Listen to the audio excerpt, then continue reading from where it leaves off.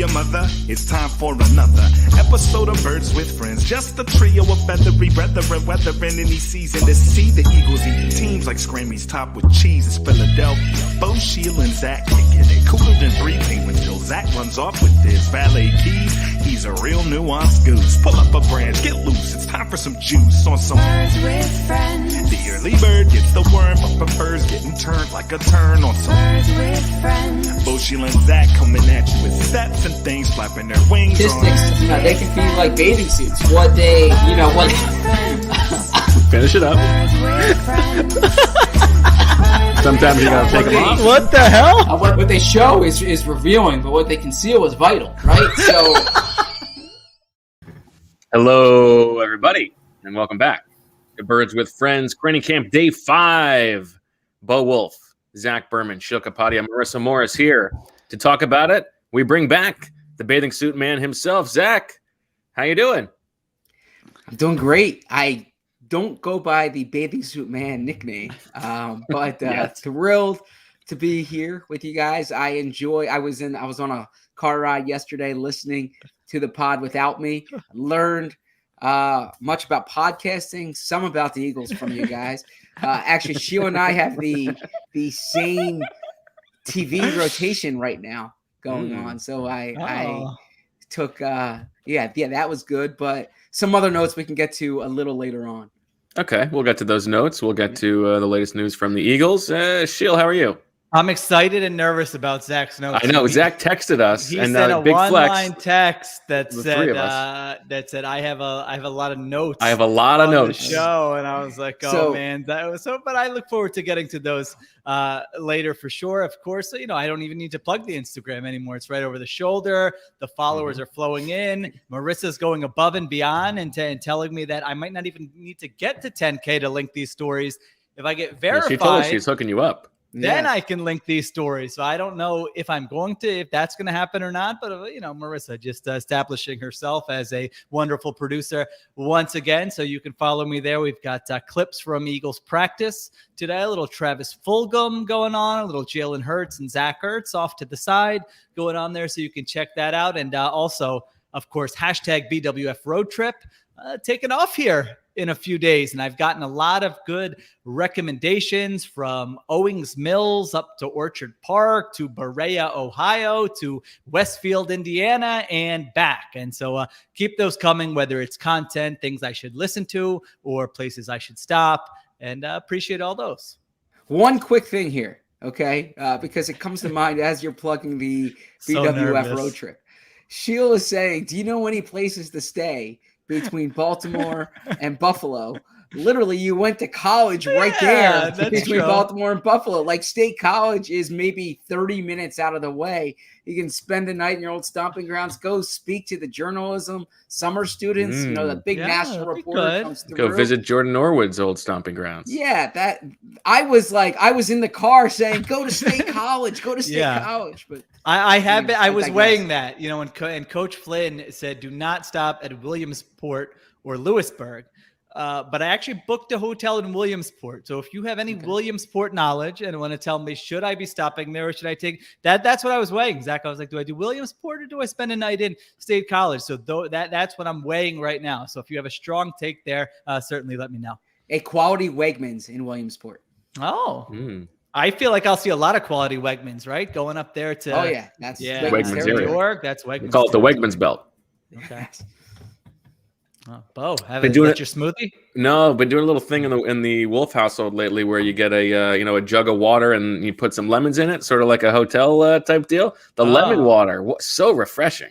Outstanding. Any type of fruit. And when you go to a hotel and they have fruit I'll tell you what, but you're a little wary of it at the hotel because you don't know how long it's been there. Like to have it in your own house. Live fantastic. A little, you baby, wary of it. Unbelievable. All right. Well, I want to get to, speaking of Westfield, Indiana, we will talk a little bit about Carson Wentz and the ramifications for the Eagles. But I think we should start with an update on the Eagles' first round pick. And why don't we send it to the Stone Cold Newsman to give us the update on DeVonta Smith?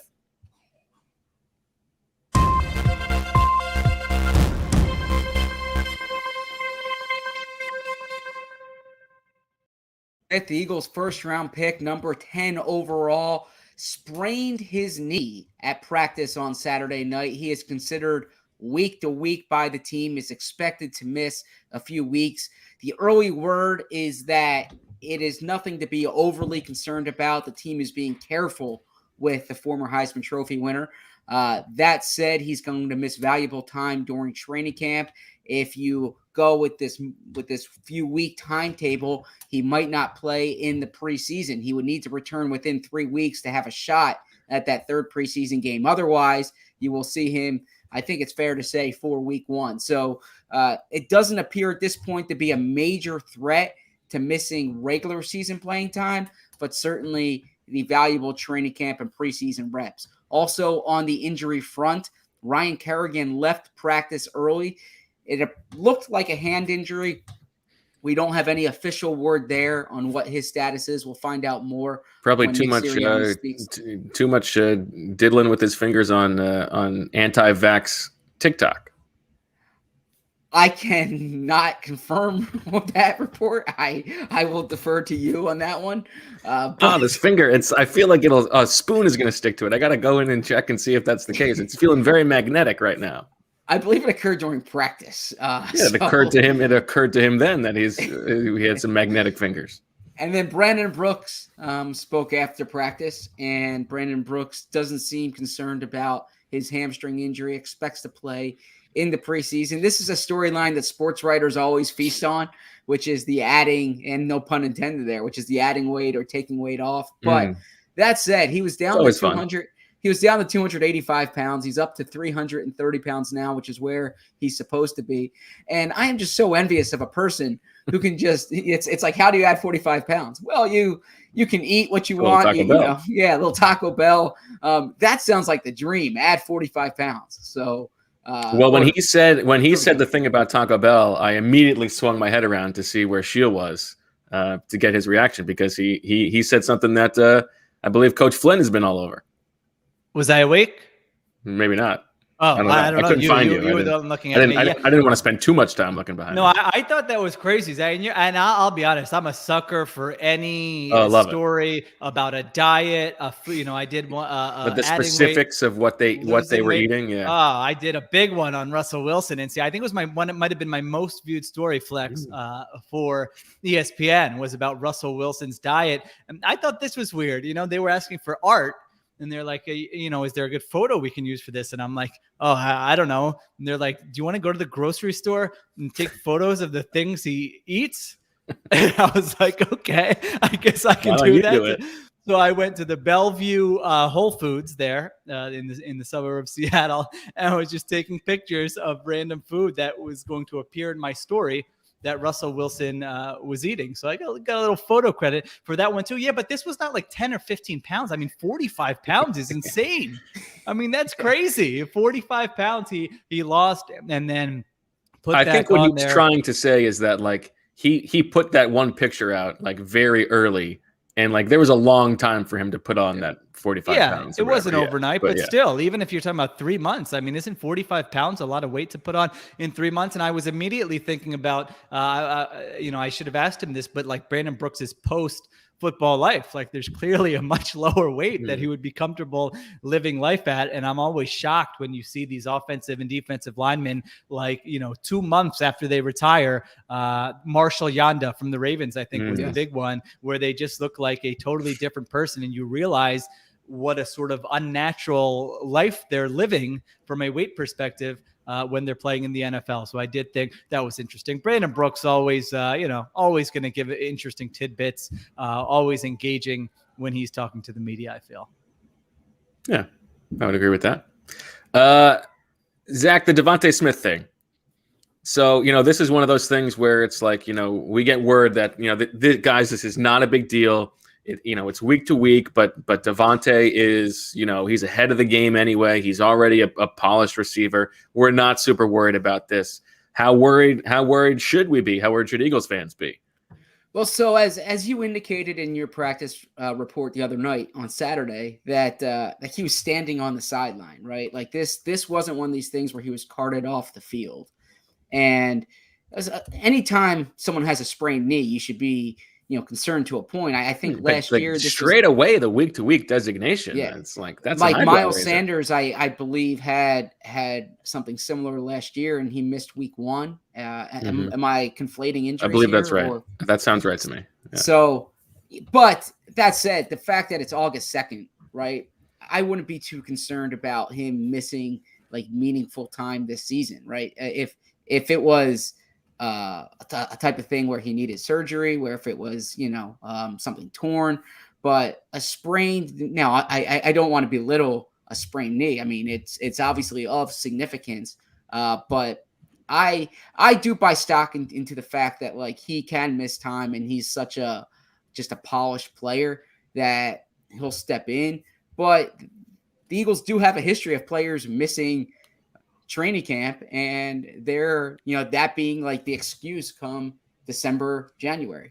Yeah, I'm not worried about the reps and all that. I mean, he seems like a really smart player, and I think he'll be fine. Like, I don't think he's going to get back out there and it's like, shoot, what's the play call, or what route am I supposed to run, anything like that. However, I do think this time of year, you just look around the league and every injury is downplayed. I mean, every single one is, it's come on, it's guys, it's August 2nd, it's they'll be fine for the start of the season. And so I'm just looking at our comments here, and our viewers are saying they're pretty terrified by this. So I don't think you have to be overly concerned. I don't think you need to be unconcerned too. Until the guy's back out there playing and looks like his usual self, then I think it's all right to have a little bit of question about whether he's going to look the same as he was pre-injury. And so that's how I would look at it. I mean, we're not going to get any new information on this in the next 2 to 3 weeks. If it's past that and he's still not on the field, then obviously we would revisit it. Williamsport, it sounds like there are a couple breweries in Williamsport that people are recommending. See, my problem with State College is that there's no, that I could tell at least, there's no like hotel in downtown State College. You got some up there on like North Atherton Street, but then I can't be walking around campus, walking around downtown. So what's the real point of visiting State College? So if anyone who's suggesting that I go to Penn State for that night, let me know. Maybe a new hotel has popped up there that I don't know about that I could stay at. That's all. And also, if you want to pause and give the Instagram a follow, I did that last time and it was great. My phone just lit up. So if you want to take a break, the next segment's probably going to be boring. You can go ahead and give that a follow. Okay. Fair enough. But the DeVonta thing is like, I'm always hesitant. I'm always questioning. You're like, don't worry about this. Like, okay, well, now you're making me worried, like more worried than I should be. So I guess we'll see. An opportunity now for Jalen Reagor to step up now that he's back at practice. Why don't we instead of getting into today's practice, which we will do, why don't we turn our attention to Indianapolis and stick on the injury front? The news that Carson Wentz is opting for surgery after he decided to take some time to look at it, and he's got a very wide projection of being back sometime between 5 and 12 weeks. So is that the widest gap you've ever heard for an injury projection? It may be for me. Well, it's definitely the widest in terms of when something's been described as weeks. Like you might get. It feels like if it's going to be that wide, it would have been described as months. Like he's going to be out 2 to 4 months. Like that sounds. No, sometimes it's like 5 to 12 days. You can see like 5 to 12 months. But no one would ever say 5 to 12 days. They would just say day to day. A week or a week or two. Yeah, a week or two. Yeah. Yeah, I mean, I've never heard 5 to 12 weeks. In baseball, you hear 7 to 10 days. This is a good comment in the comments from Robin, who says 5 to 12 weeks sounds like a contractor timeline, which is that's very good. So I mean, to me, I think if you're an Eagles fan, you're better off if you're kissing that first round pick goodbye right now, aren't you? Well, so most likely, I think if you do the math, he needs to play like 13 games. Most likely. Now, I know not every game is like equal, and he could miss snaps here and there, but 13 out of 17 games is what you're looking at here. So, I do think that I would probably go with the under right now, but it's certainly not out of the question. And the reality is this is why it's a conditional pick. Like I understand, obviously Carson didn't play well last year, right? But the injury risk was a major consideration here.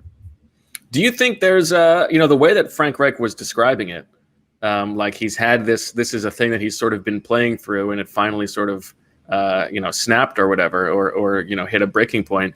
Do you think there is like a case from Indianapolis that the Eagles doctors should have been more on top of this, or something like that? Well, I would say this. Here's how I would answer that. If it were reversed, and if the Eagles had just traded for a quarterback who now has this injury that the coach has said the first day of camp, that Nick Sirianni is saying, well, he's had this for a while, and then Eagles fans, there would be some article circulating about the Eagles medical staff over the last few years. Yeah. You can be absolutely sure that we would probably be leading the show with that right now, and about how dishonest the opposing team was, and how this was definitely something that the player was dealing with when he was traded. But I mean, I don't know. He was practicing in the spring. He was practicing in the summer. So I'm not sweeping it under the rug. There very well could be something to it. I wouldn't think that the Colts would mention that by accident, but who knows? Yeah. I mean, he fits the description of someone who is injury prone, right? Every year or cursed is another way to describe it. No, like even if you take away the big injuries, like his rookie year, he missed, we talk about DeVonta Smith missing training camp the preseason. Carson Wentz got hurt in the first preseason game, didn't return until week 1. Every year there has been something that has popped up. Well, he did play all of 2019 until, a concussion I wouldn't categorize as injury prone. And he played all the last year until he got pulled because of performance, right? Not because of injury. So that's the last 2 years. So I don't know. I mean, I'm not saying that you're incorrect. Certainly there were things going back to his rookie year. But again, this is something where if he were on the Eagles and playing well, and this popped up, then I don't know that we would be so quick to say injury prone. Well, also, if this thing was such an easy fix, then why didn't he get it fixed sooner? Sure. You know what I mean? I think that, which is only to say that I don't think it's going to be such an easy fix. Like, Oh no. Give me. Well, I'm leaning more towards the 12 weeks than the 5 weeks for sure. It makes sense though that he gets the surgery. I'm not a doctor, but I saw someone tweet this out. Maybe it was Jeff Schwartz. If it's not Jeff Schwartz, I just gave him credit. But it's comparable to like the baseball player who has the elbow injury, and then they try to rehab it, but they end up getting Tommy John. Yes. But the Eagles saw this last year with Deshaun Jackson, right? Or was it 2 seasons? 2 years ago. 2 years ago. Yeah, 2 years ago with Deshaun Jackson, where he didn't want to get surgery. And look, I'm not going to poo-poo surgery. Like if getting cut is that's a significant, that's serious here, right? So I'm not going to. I see you and I are just laughing at poo-poo. Well, I think Bo is saying like, poo-poo during surgery, poo-poo as a result of surgery. I mean, my I think that's what Bo is definitely laughing at. My old friend Bob Ford, the great columnist for the Inquirer, Flex. He always said, Flex, I'm proud of that one. He always said minor surgery is when someone else is having surgery, right? Yeah. So like I don't want to act like the decision is an easy one, but in my history covering sports, usually when they defer surgery and try to rehab it, they eventually need surgery. Yeah, very rarely, I feel like. I remember Bob Ford also once said, soccer is the sport of the future and always will be. That's pretty good. Bob Ford, very good at blocking out as a rebounder in pickup basketball. Now that's a flex. Oh yeah, but you brought this up before that you played in these media games. Those Palestra games. What a treat that was. Yeah, appreciate it. Well, I wasn't high enough up in the pecking order to be doling out invites. Not like I've been but you're good. Old unathletic pickup game for like the last 5 years, but that's okay. I think this speaks to Bo's basketball ability. I think Bo's being humble because knowing Dave Spadaro is not bringing someone who like can't cut it. Yeah, but also Dave Spadaro is not bringing someone who's like the best player that's ever been on that floor, right? So like you can't be too good. That's like a very fine line. Okay. You got to be like playable, but not just like dominating the game. Okay. Fair enough. So Sheil, tell us, Mr. National, what's the what's the outlook for the Colts without Carson Wentz? And, you know, how high could this pick potentially be for the Eagles, you think, in the second round? It's terrible. If they stick with the roster they have, and it's going to be Jacob Eason, and I agree. I think Bo, you just said that you feel like it's going to be more towards 12 than 5. I would agree with that. I mean, there's no really they're not going to rush him back if it means that he could possibly re-injure it or not be 100%. You know, you want it so that when he comes back, he is playing at the level that you are counting on. And I mean, we've seen with Carson Wentz, like, I don't think he has a second style he can go to. You know, I don't think he's going to say, all right, my foot's not 100%. I'm going to adjust and play like this and not scramble around and play from the pocket. Like, it just feels like he plays one way. He always assumes his athleticism is at, you know, a max level. And there are games or situations where you can remember where you're like, why is he trying to get out of that sack? You know, why is he trying to extend that play? And it turns into a turnover or a dangerous play or a negative play. And so if you look at the Colts, I mean, Jacob Eason having to start, I don't know, 5-6 games, probably going to be one of the worst offenses in the NFL. And then you have Carson Wentz coming off of a foot surgery with a team he's never played with before. That's going to be tough too. And so I have a piece coming out on The Athletic tomorrow, which I did last year, where I just project every offense from 1 to 32. And I didn't know what to do with the Colts, but I have the Colts as like a bottom 5 or 6 offense for this season. Whereas if Wentz were healthy and playing in training camp, I think I probably would have had them somewhere in the middle of the pack, 16, around there. But now I think I've got them down around 27. And so, yeah, they could be a very bad team this year. Now, having said that, the Jacoby Brissett year, where your quarterback Andrew Luck retires 2 weeks before the season, and I think they still won 7 games. So I don't want to totally discount what they're capable of. They do have some. They don't have Nicky Sirianni to draw up those plays. That's true. They still have a good offensive line, but I do think the floor is very low for that team, given the Carson Wentz news. Well, I'd like to ask you about how you have the Eagles on that list, but let's stick with the Colts for another minute. It'll be Jacob Eason unless they make a move. But one move that has been bandied about, the Chicago Bears' third-string quarterback, Nick Foles. What did he have to say when he was asked about that possibility today? For level, is that a spot with Frank that you would be comfortable? Listen, Frank Reich is one of my favorite, if not favorite, coaches of all time. He understands me as a player. He understands me as a person. But, you know, right, I haven't had any talks with him. I don't know. I'm a Chicago Bear right now. But I think if he knows me, he understands. I mean, y'all watched the 2017 season in the playoffs where he changed the offense and built it around me, and y'all saw what happened. So he understood my mentality as a player, and he was able to build it around me and put me in a successful position and my teammates. But that being said, they have Carson. And Carson and I have a lot of history. I have a lot of respect for Carson. He's a tremendous player. He's going through adversity once again, but he'll bounce back. And you know what? He might miss a few games, but I know he'll be back out there. But we haven't had any talks. So right now I'm a Chicago Bear, and I'm going to keep slinging with these third stringers, and we're going to dice them up. You've been involved with trade talks for another team. You said you want to be involved in that process. Has that occurred already yet?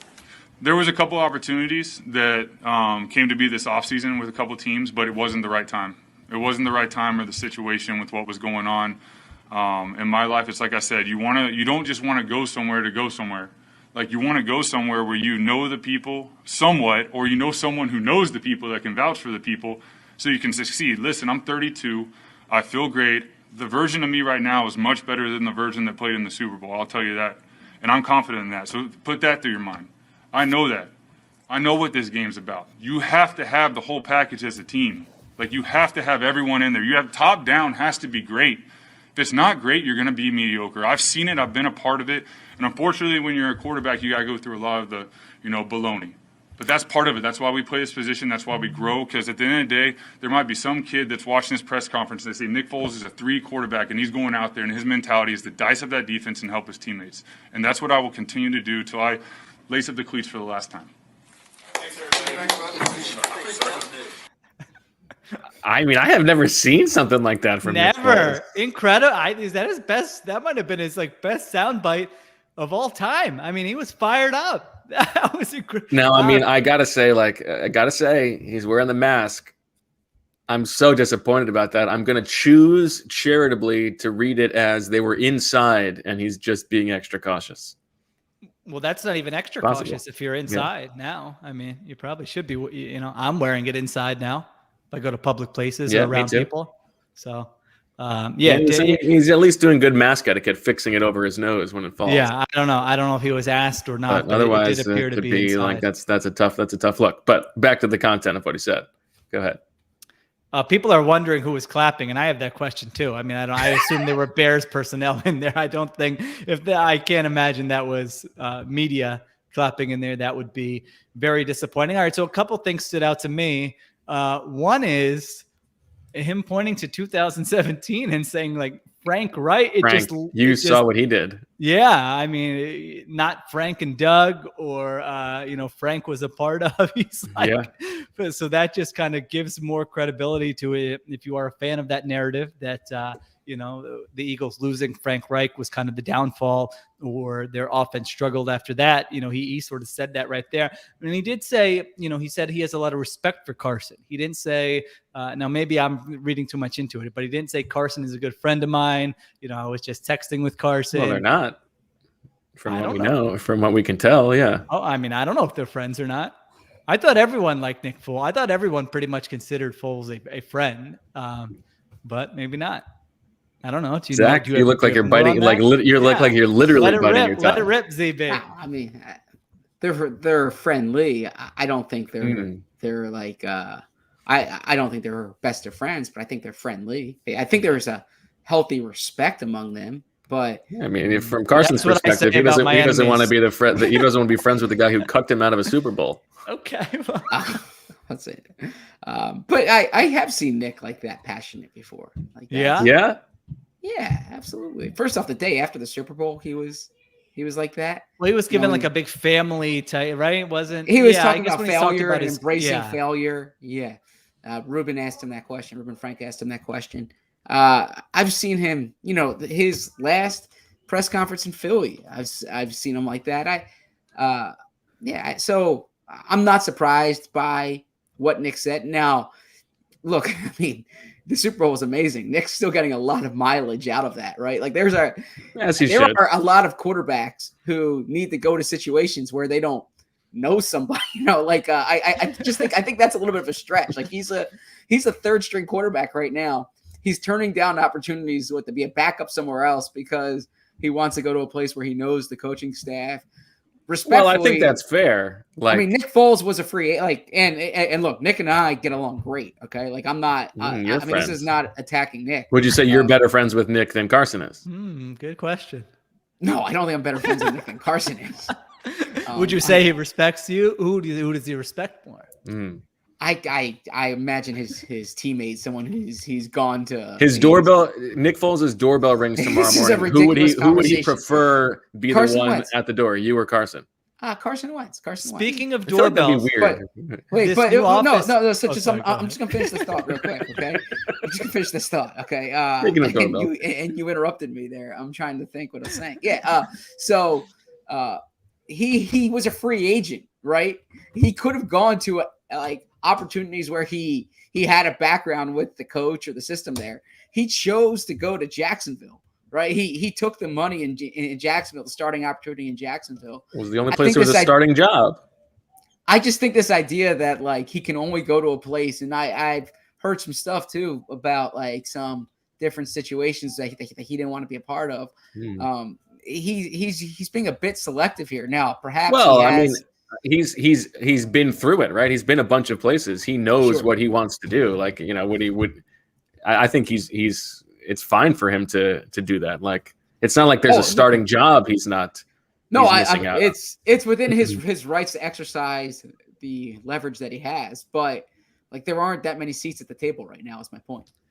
Well, yeah, no, I think it's his prerogative. We know the story about how he thought about retiring previously after the terrible Rams situation. I'm sure the Jaguars situation wasn't great. I mean, the guy is rich. He's been a Super Bowl MVP. I don't blame him for not wanting to go to a situation that he thinks is terrible just because he can and probably just because he would be a backup, right? I mean, I don't think he's going anywhere to be a starter. So like, that's probably not worth it to him. So I don't have an issue with him saying that or going that way. I mean, he might legitimately rather retire than go to a terrible team and be a backup when he's not going to play anyway. You know, like that probably is not fun for him. Like if the New York Jets are a possibility, let's say you can be the backup for the Jets, or you can stay the third stringer with the Bears. What are you choosing? Me personally? Yes. I don't want to be in the same room as Zach Wilson. Okay. All right. Well, what if they did the Josh McCown thing and they said, Nick, I'll you take go that to Austin, then. Texas. Yeah, I'll take that deal. We want you to be in the same room with Zach Wilson so that we don't have an outbreak. You hang out there. If we need you, we'll call you up. That would be a good situation. I'll take that I think it's Newport Beach for Nick.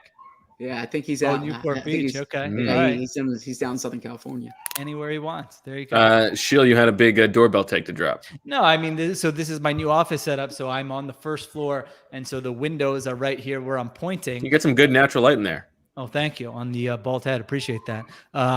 And so if there's somebody who like knocks at the door, where typically I would just ignore and pretend I'm not home, now they can kind of look right at the window at me because I do have the blinds up because I do like that natural light. So that's something I'll have to work around. Like I might just do one of these where I look at. Oh, I like that. I like that picture. I like that picture of like the delivery guy coming and seeing you just sitting in there talking on a mic. Like, what is going on here? Yeah, I know. I'm talking about the solicitors. I mean, do you get people coming to your door still? Do you guys get those? Very rarely. Still happens. Drives me nuts. Yeah, I mean, what are we doing here? The door? Yeah, come on. All right. One quick take on injuries, and this relates to DeVonta Smith and Carson Wentz for that matter. And this is my free advice to all teams. And Chip Kelly never took this advice. I don't know if I ever gave it to him. If something treat the professionals like adults.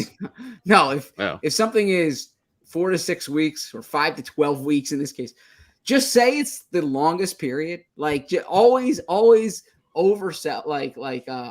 Always go with the longer one, because if a player comes back sooner, they look like tough. They look resilient. You know, your medical staff's working great.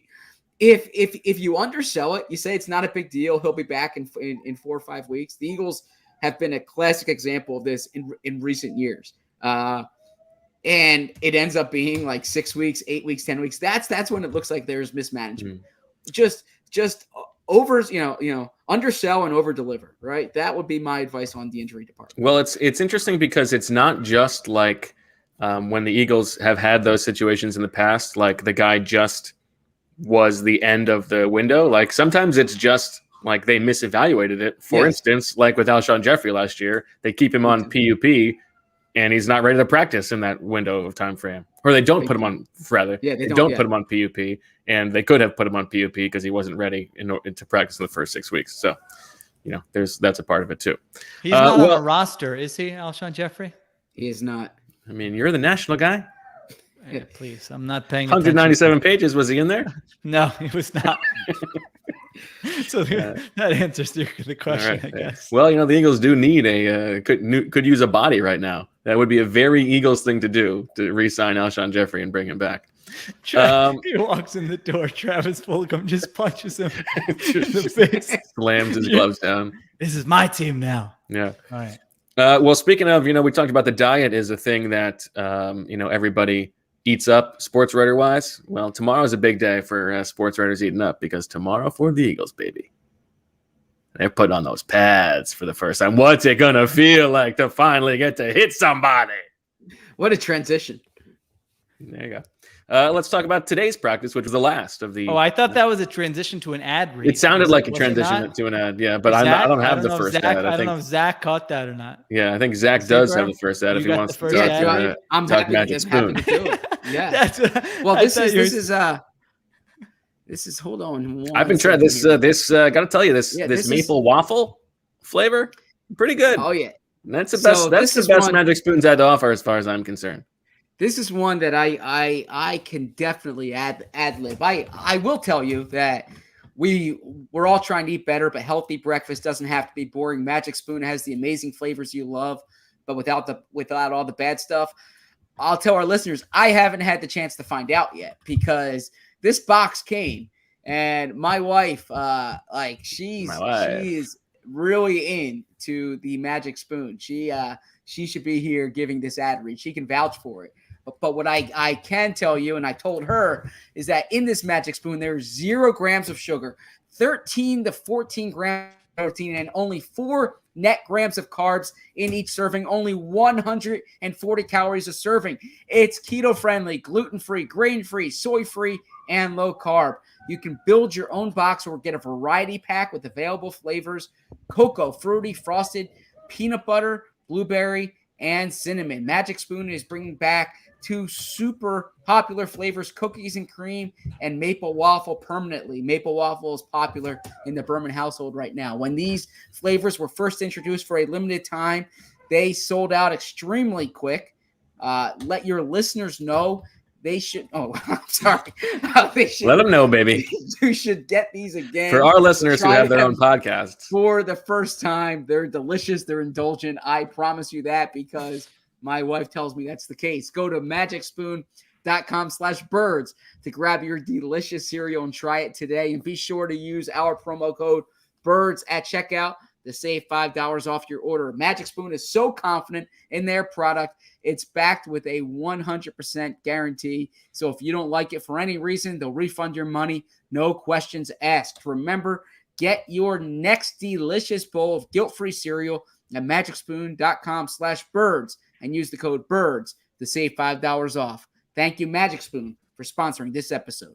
And my wife loves an after dinner cereal, little dessert, dessert a couple hours after dinner. But what are you going to do for dinner, right? Dinner time can be chaotic, but with Freshly, it's easy. Their chefs take care of your meals a few nights a week and take the pressure off of you. Freshly offers chef-made, nutrient-packed, delicious meals delivered fresh to your door. No cooking required. Grocery shopping and cooking can be a pain, especially right now.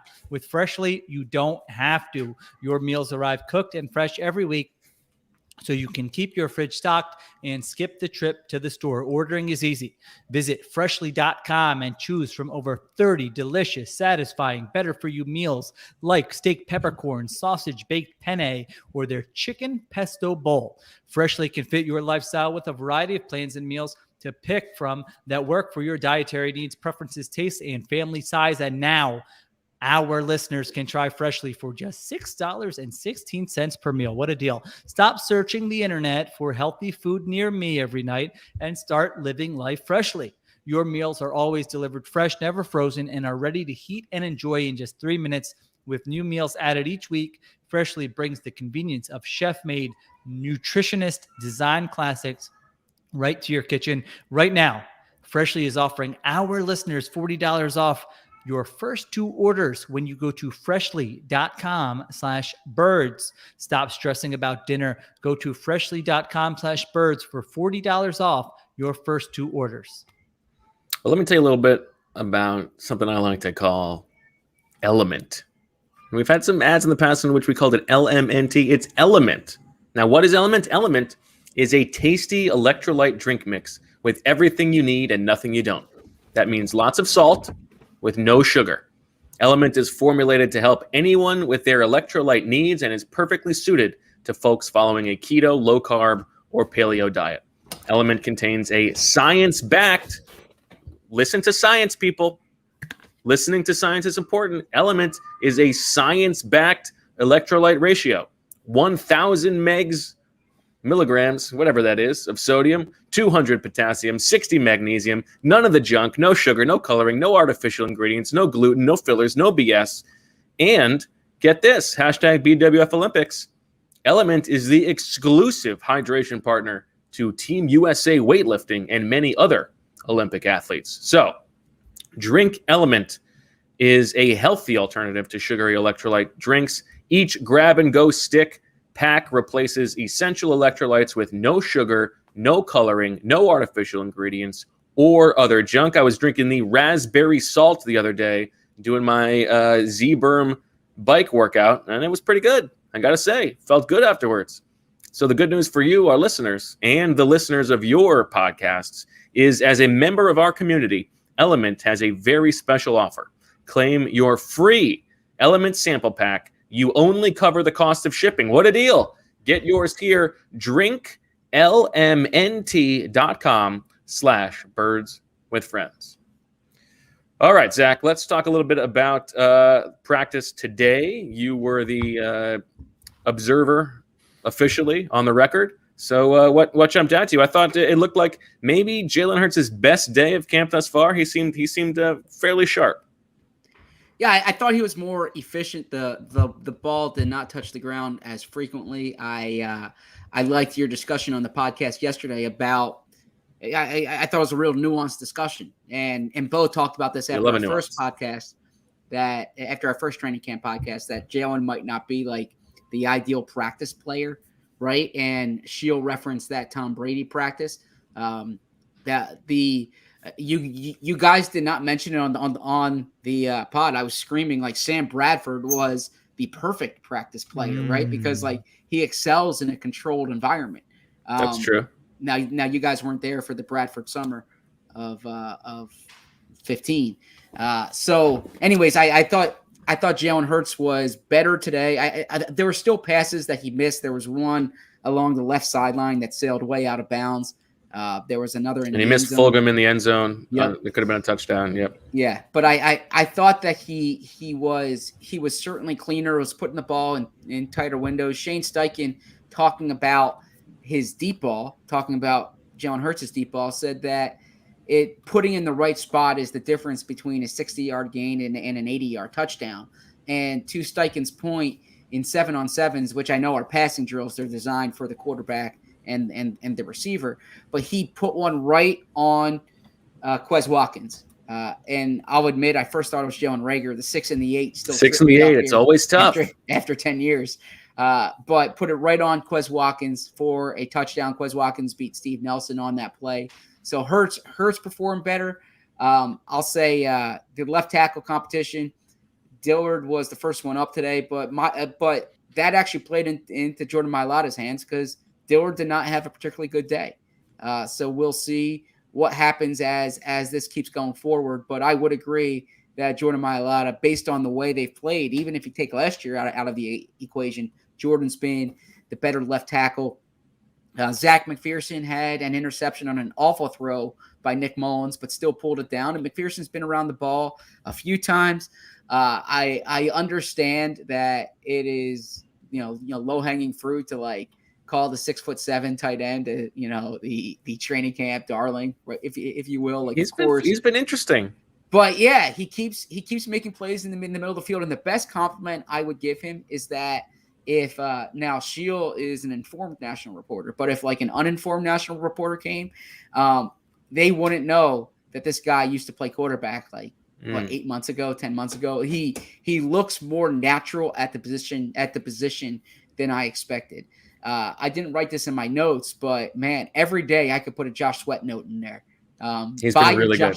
Buy your Josh Sweat stock because really he as Brandon Graham says, he is coming after you. I feel like buy your Josh Sweat stock is as on brand a quote that you could possibly give. Well, I've been saying it on the show for 3 years now. Yeah, right? but you get the stock. Yeah, you get the stock. If they would have bought the stock. My gosh, unbelievable. When Zach initially told them to. That's true. My gosh, that'd be like getting on the ground floor of Amazon or something here. He's the one now. Josh, you think Josh Sweat's going to be going out into space and thanking his employees for and all the people who buy his products? Maybe that would be a nice story to cover if he did that. Yeah. Josh Sweat makes computers out of it. He literally makes computers out of scratch. Wait, what? Was it? It's a media guide note. Oh, I was going to say, have you guys written about this? And this was a story I missed. I'm treading carefully here.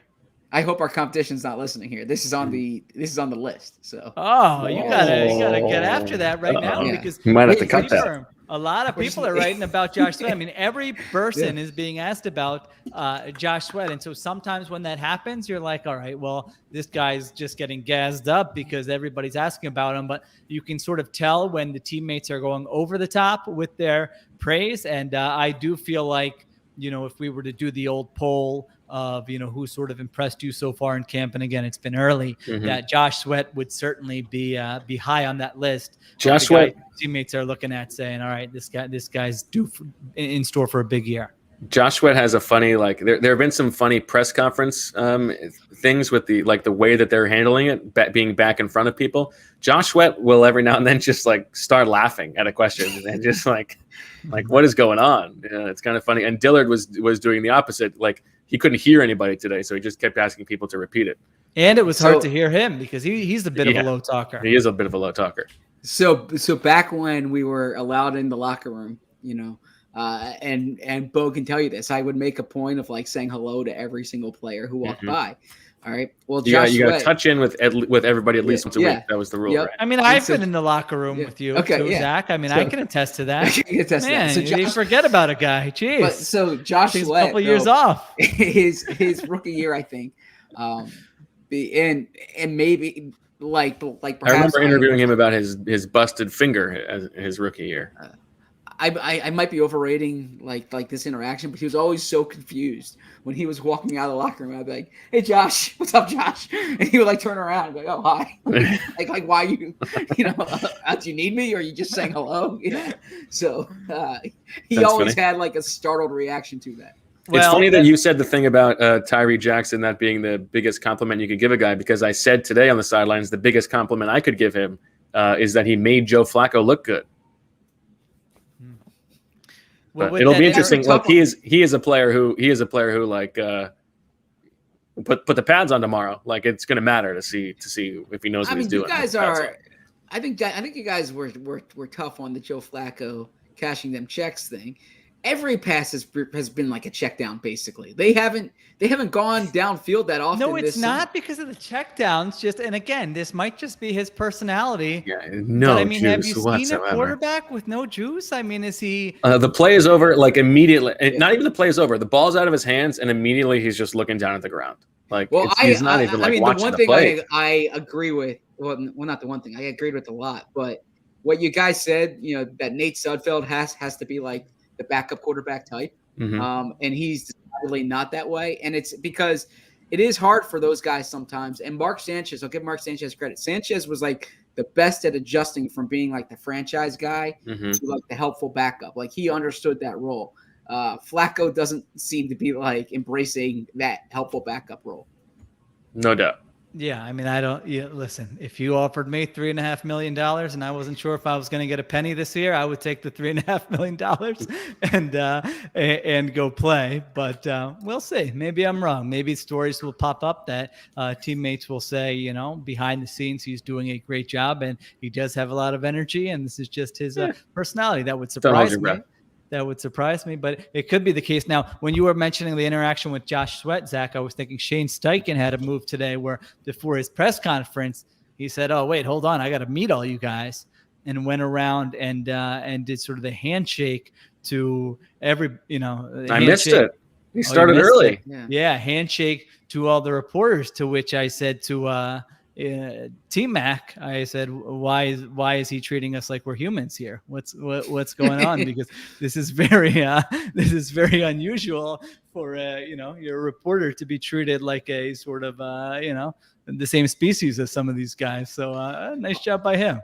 Although I'm more of a fist pound guy these days, right? And so I don't know. I do whatever the other person's doing, and that's a good question. There's been if I'm initiating, I'm going fist pound. Yeah. But I when people have thrown out the hand, I'm not saying no, thank you. Yeah, it's awkward. Yeah, I don't know. I've had far too many awkward.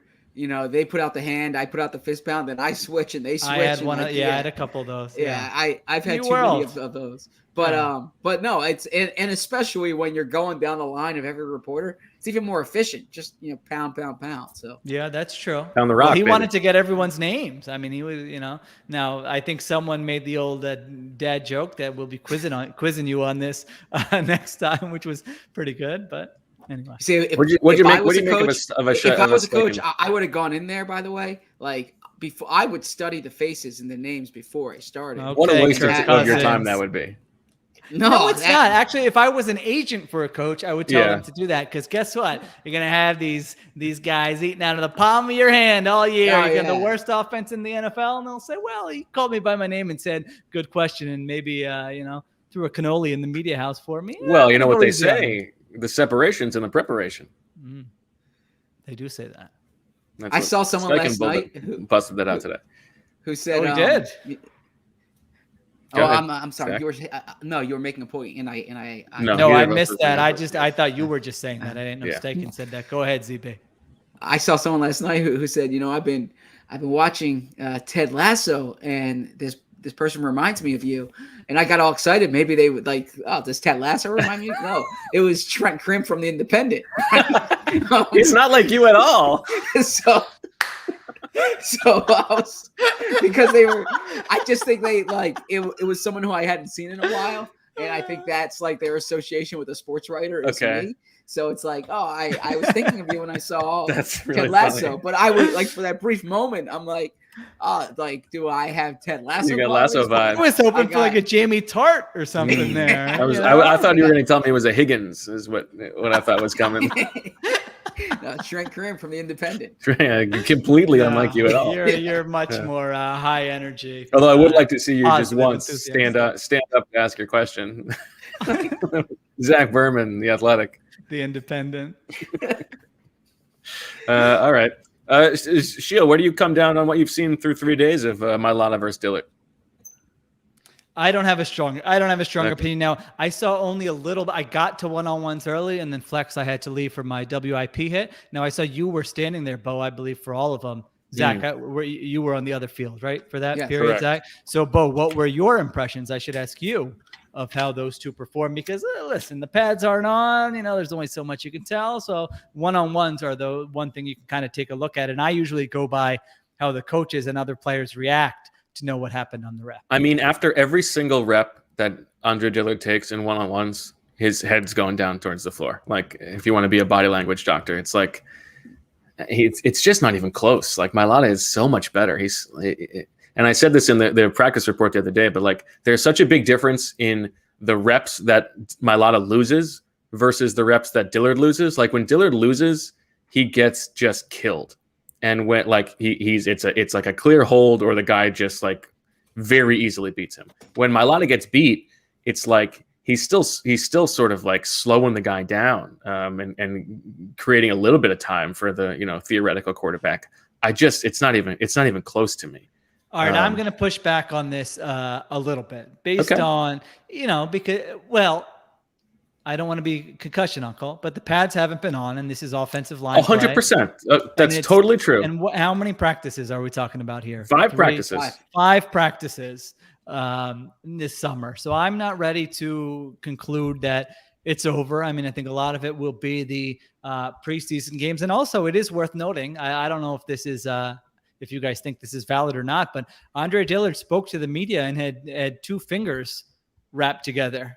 I mean, there's something going on there. He downplays that it's minor. It's nothing, but that's at least something when you're. Okay, well, that's not a good thing, though. It's not a good thing, but it could explain some of his performance, I guess. Well, I mean, he's kind of in a no-win situation there. If he sits out with a finger injury, of course, he's getting crushed. And if he tries to play through a finger injury and his performance suffers, he's getting crushed. So I'm just saying, like, it's early. We watch, we try to draw conclusions. I think it's good to have takes after every practice. I'm not knocking you for that, but I'm just on the let's give it some time. Let's see it play out here a little bit more before we award Mailata the job.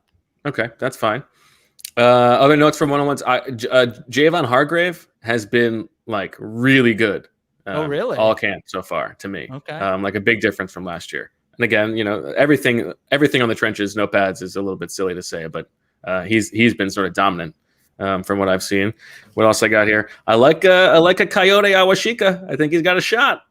Is that your camp crush? I'm not willing to go camp crush just yet. Is that offensive lineman?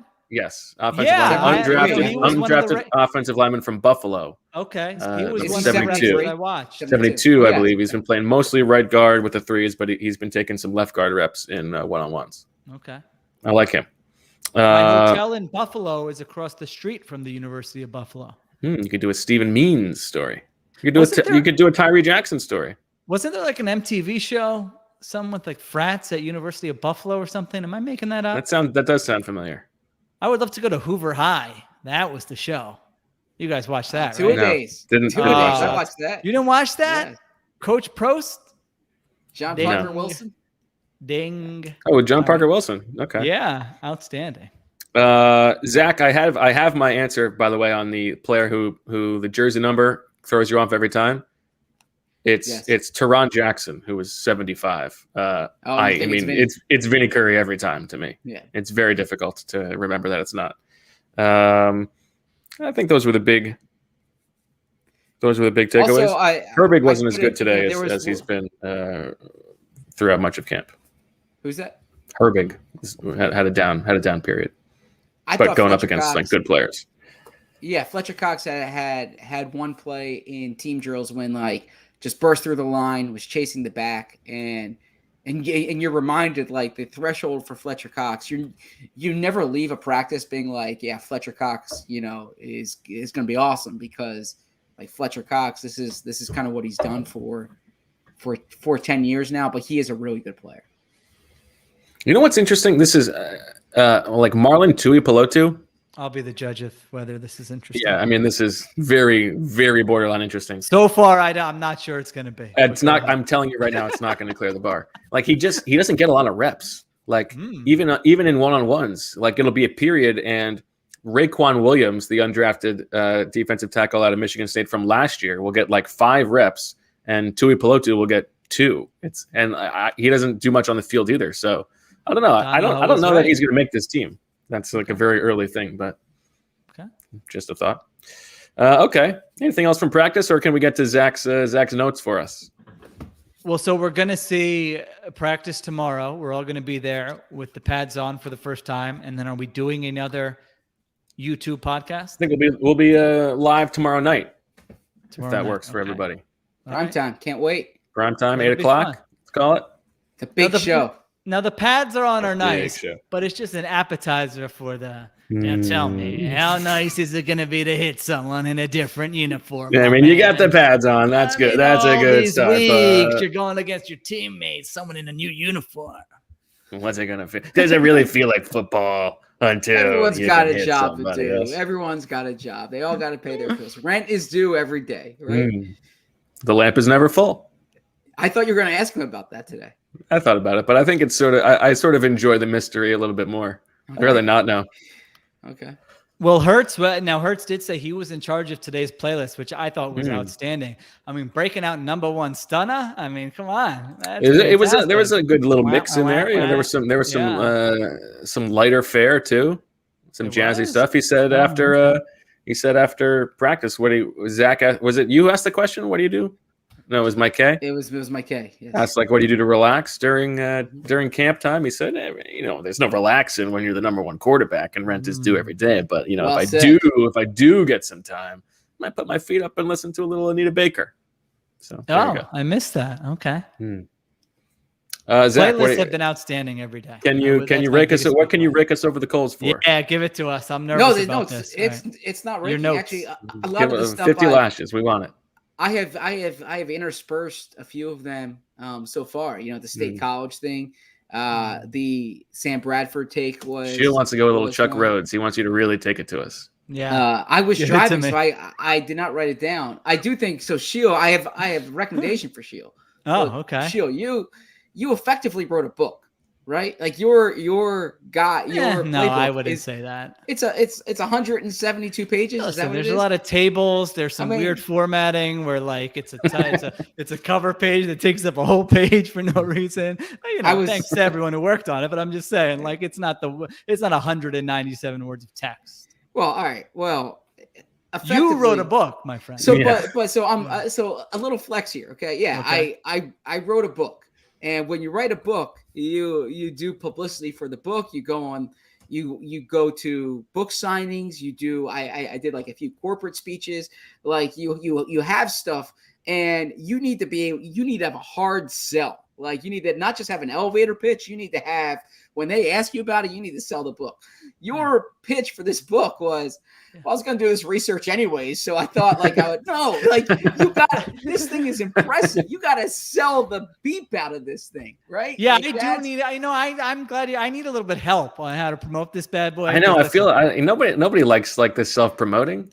I'm going to be I'm just going to be tweeting it out relentlessly from now until week 1. But I do feel like I need to find some different avenues, whether it's just sending it directly to people. Marissa, you can chime in here too. The time I put in, I don't care if people like it or not. I just want to make sure it gets in enough people's hands where it's available. So I do need some tips on how to do that a little bit. I think you got to call on your favors. I saw you got a nice little Ed Feng tweet the other day or today. Yeah, so that's a big one.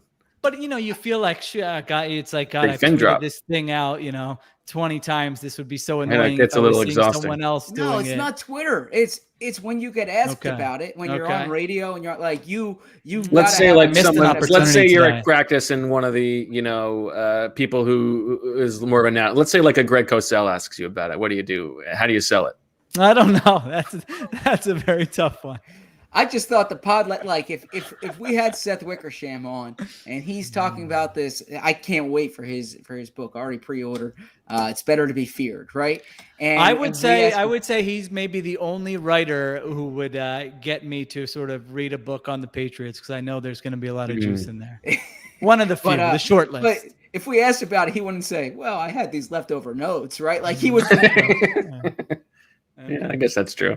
Oh, Zach just froze up. I thought My Zach advice was to you- striking a pose and getting ready to come in with a big take, but your screen just Oh froze. no, you guys froze on mine. My advice to you would be find a nugget in there for every, like, if you're on a radio station in said market, find a nugget in there. Give that nugget and say you can find this in the playbook, or you give like a behind the scenes of putting it together. So I would say sell that. Should I send it to actual people? Whether it's that's people, a little. So that's is a that tough too one. much? Physical that's copy? where- No, like You send I the can link. download the link or the PDF. So this or is something. so I never like doing that. People always said you have to call in every favor. I mean, like typically if you're writing a book, the publishing company has a publicist, and you would hope that they do that for you. But yeah, The Athletic, we have publicists, like we have, I'll do we have it for people you, who can send Sheil. it out. Okay. There Send you me a go. list of email addresses and I will do it for you. Right. Excellent. There you go. Then you don't have to feel uncomfortable. Okay. And it's just coming from me. Outstanding. Been good workshopping. I like using this pod for my personal, I need to figure some things out. We're well aware. Yeah. So Bo is an outstanding host. I've established that. Terrific quarterback to the show. Debatable. But Bo does have a habit of, and perhaps this is intentional, so he can have the upper hand. Okay, Oh. he has a habit of throwing you off at the beginning of the episode just by like you're all prepped for. He did this to me the other day. He did this to you yesterday. Did he do it to me? What did he say? I don't even remember. It was just, I it don't was remember like, either. it was, you were all ready to talk about this evening practice that they just had. And he starts off with like something that has nothing to do with the practice, and you're thrown off about where this is going. Part of the magic of the show. It's Bo's technique, I think, that gained the upper hand. But Yeah. That is not, I promise you. That is what it is. That's absolutely right. Zach, but when I have a couple more years, doing it with doing the pod with Bo over you. And so the technique is just ignore what Bo says. Like, say what you want to say. That is the move. I mean, I don't think I respond. I don't even remember what he said to start the pod. I was just saying, well, I know I have to plug my Instagram. I know I got to plug the playbook, and I need places to stop on this road trip. And so you just ignore what Bo says. That's always a good move. I thought Sheil, I was real happy Bo answered this question this way. Sheil was really getting on people for bringing up Tyler. All right. But Bo was absolutely right. Like, they have a guy who has a background in kicking. It's hard to ask like a special teams coordinator mechanically what's going on. So Tyler Brown is essentially, I imagine he's working one-on-one with the kickers. But this is, you said you think he's local. His father is the mayor of.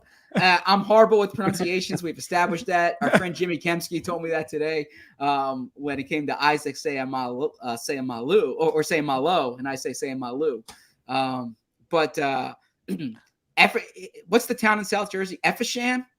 Evesham. I don't know that one. Neither of us is going to know. No, Marissa doesn't. Well, know. Randy Brown is the mayor was the mayor of the either is or was. What do you mean? I thought he works for the Ravens as a special teams assistant. Yeah, he does both. This is a famous thing. He used to drive down. Yeah. Okay. Can I be the mayor of media?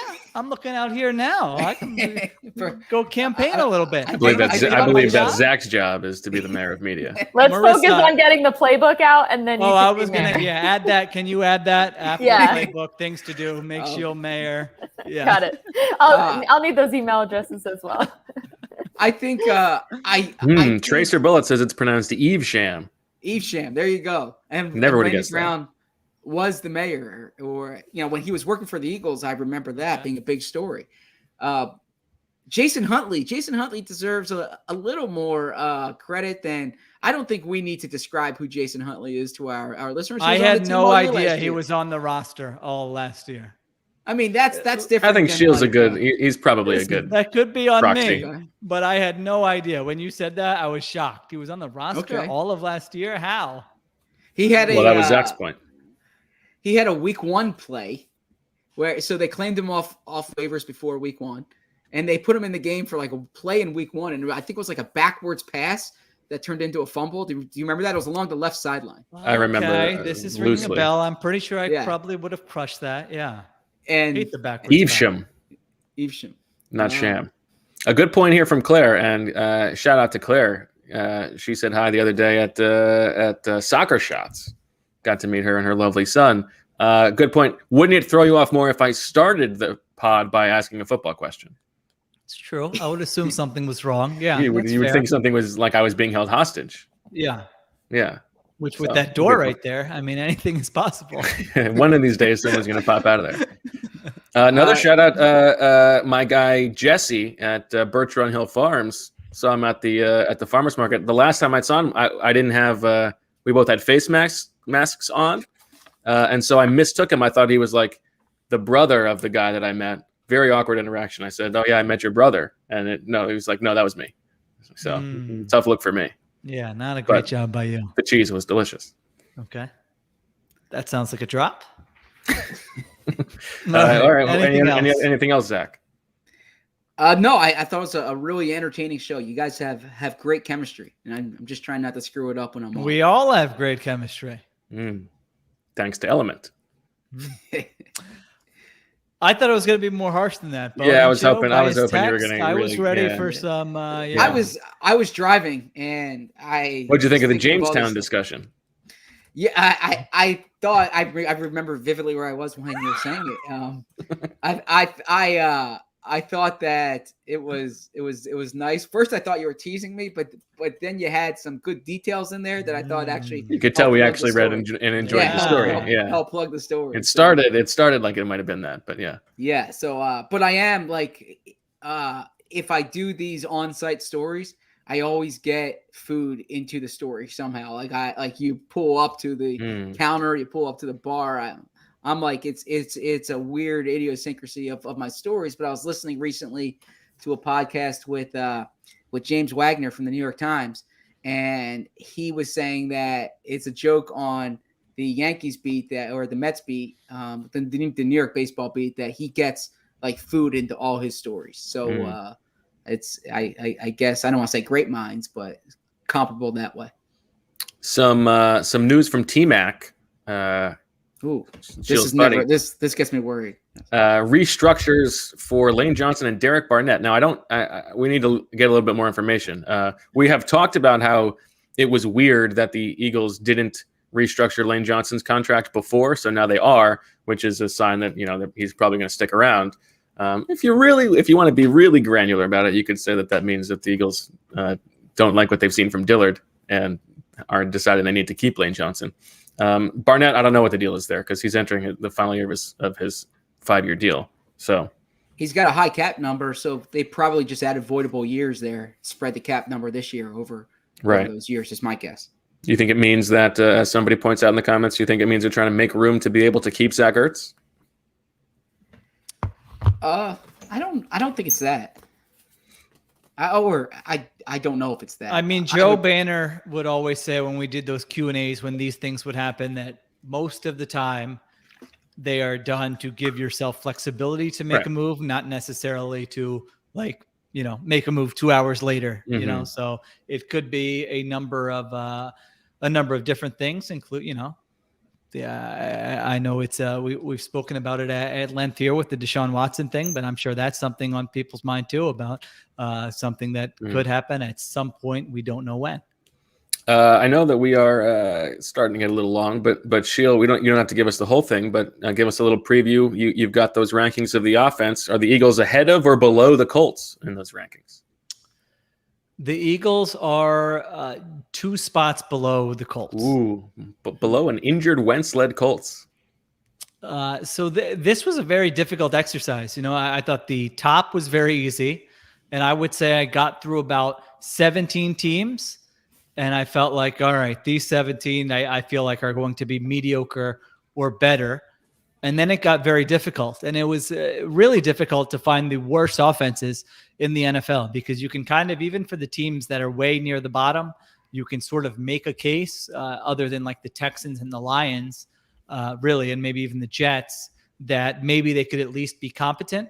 But I have the Eagles, this was kind of a useful exercise to look at where the Eagles could be, because I have them down at 29th, and that doesn't mean that they're going to finish 29th, but this exercise is, what's the likelihood of this team reaching, a top tier level? What's the likelihood of them reaching a competent level? And is the floor really low where they could be a complete disaster? And I think you could say for the Eagles, yes, that certainly could be the case. So looking at it now, the Eagles are lower than I thought they would have been going into it. So I would say from like 20, it's pretty low. It's really like from 23, I would say, to 29 or 30. I really didn't have a strong feeling on like how those teams should be ordered. It was difficult. Okay. Well, everybody check that story out. There you go. Among other stories tomorrow. Yeah, we got a Birds with Friends Tide story coming out tomorrow. That should be pretty exciting. I hope. And then not or related. This could be the last time you ever speak to a certain person on this podcast. That's right. It doesn't come out right. Yeah. Could be the end of the show. Yeah. Well, no, I mean, the rest of us could be. I might be producing. Could be the end of you being on the show. Yeah. Yeah. I think pretty clear that push come to shove, if one of us has to go, Marissa will be producing the Zach and Sheil show. Yeah, I mean, that's not even.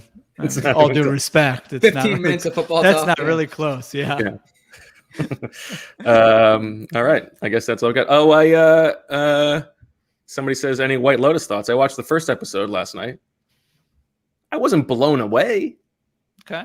I'll watch number 2. I'll keep it going, but I didn't knock my socks off. And then I followed that up by watching episode 5 of season 1 of Dave. Great episode. In which Gata, don't give anything away. Okay. Big Gata episode. Great Gata. And then it flashes up. That's a Tony Ascenda joint too. So there you go. Return Yasenda. Address unknown. That's what popped up into my head. So no such number, no such phone. Okay. That's all we got. We'll be back tomorrow at 8:00 live on YouTube to talk about the first day in pads. Can't wait. Hope we get a fight. So for Zach, Sheil, and Marissa, I'm Bo. And as always, we love you.